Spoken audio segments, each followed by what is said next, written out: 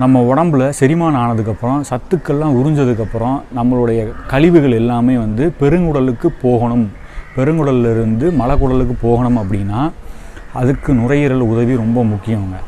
அதனால் வந்து இந்த நுரையீரலை எப்படி பலப்படுத்துறது அப்படின்னு பார்த்தீங்கன்னா, ஒரே ஒரு சிம்பிளான மூலிகை தான். சளி இருந்தாலும் பரவாயில்ல, நுரையீரலில் சளி, தும்மல், அலர்ஜி எது இருந்தாலும் பரவாயில்ல, ஆடாத்தோடா அப்படின்னு சொல்லிட்டு ஒரு இலை ஒன்று இருக்குது. அந்த இலை வந்து ஆடு வந்து சாப்பிடாது அப்படின்னு சொல்லுவாங்க.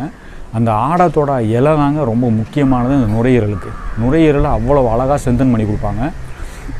அதுக்கப்புறம் வந்து மிளகு, ஜீரகம், கல் உப்பு, அதுக்கப்புறம் மஞ்சத்தூள், இது எல்லாமே வந்து நுரையீரலை பலப்படுத்துகிற உணவுகள். அப்புறம் வந்து அதிகமாக பழம் சாப்பிடணும். தவிர்க்கக்கூடிய உணவுகள் அப்படின்னு பார்த்திங்கன்னா, பால் சம்மந்தப்பட்ட உணவுகளை தவிர்த்தா மிக மிக நல்லது.